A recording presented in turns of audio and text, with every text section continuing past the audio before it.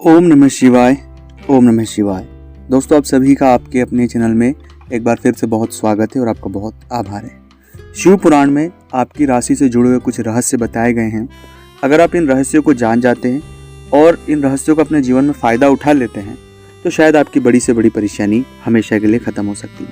कई सारे जातकों को अपनी राशि तो पता होती है पर जन्म तारीख नहीं पता होती, सही टाइम नहीं पता होता। कई सारे जातकों को अपनी जन्म तारीख और इसके बारे में कुछ पता ही नहीं होता है। अगर वो भी जातक इन चीज़ों को अपनाएंगे, इन फॉर्मूलों को अपने जीवन में अपनाएंगे तो उन्हें बहुत हद तक फ़ायदा हो सकता है। दोस्तों, तो आप सभी इस वीडियो को पूरा देखें, अंत तक देखें और चीज़ों को बहुत बारीकी से समझें।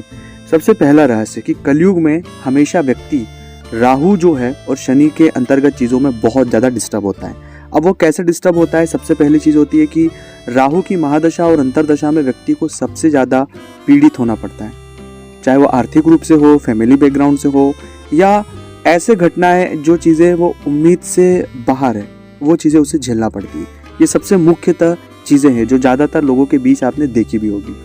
वो बहुत ही मूडी होते हैं, उनको मन किसी चीज़ में लगता नहीं है, चीज़ें स्थिर होती नहीं, मेहनत जितनी करते हैं फल मिलता ही नहीं है। और सेम इसी के साथ साथ शनि भी है कि शनि भी जो है वो कई हद तक इस तरह की सिचुएशनें आपको करता है।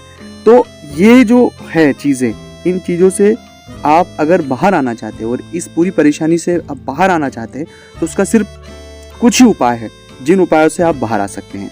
मैं उन उपायों को आपको बताऊं उससे पहले एक निवेदन है मेरा आपसे कि अगर अभी तक आपने चैनल को सब्सक्राइब नहीं किया है तो सबसे पहले आप चैनल को सब्सक्राइब कर लें। कमेंट्स में भोलेनाथ का कोई एक नाम लिखें, हर हर महादेव लिखें, जय शिव शंभू लिखें, जो आपका मन हो लिखें। और अगर अपनी कुंडली का एनालिसिस आप हमसे करवाना चाहते हैं तो स्क्रीन के ऊपर नंबर चल ही रहे, व्हाट्सएप पर अपॉइंटमेंट लेकर मुझसे बात कर सकते हैं। सबसे पहली बात है कि शनि और राहु दोनों जो है, राहु का राशि स्वामी गुरुदेव जो है शुक्र है और शनि जो है, दोनों को शांत करने के लिए आप शिव जी की उपासना करें। शिव जी की उपासना के लिए आपको अतिरिक्त कुछ करने की आवश्यकता नहीं है। अगर आप शिव जी के उपासक हो जाएंगे और हनुमान जी के उपासक हो जाएंगे, क्योंकि हनुमान जी शिव जी का 11वां रुद्र अवतार है, जब दोनों के आप उपासक हो जाएंगे, दोनों की साधना करेंगे, दोनों का नाम जप करेंगे, तो राहु और शनि दोनों कभी भी आपके जीवन में परेशान नहीं करेंगे। चाहे वो कितने भी नेगेटिव क्यों ना हो, कितने भी आपको तकलीफ दे में क्यों ना हो, बस आपको अपने इष्ट पर पूर्ण यकीन होना चाहिए, पूरी श्रद्धा होना चाहिए और आप धीरे धीरे धीरे धीरे इन पूरी सिचुएशनों से बाहर आ जाएंगे।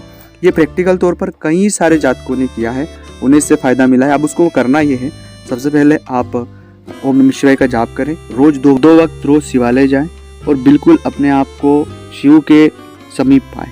आपकी सब परेशानियां बहुत जल्दी खत्म हो जाएगी और आप इस पूरे बुरे दौर से, बुरी सिचुएशन से बाहर आ जाएंगे। यही सरल तरीका है। ओम नमः शिवाय।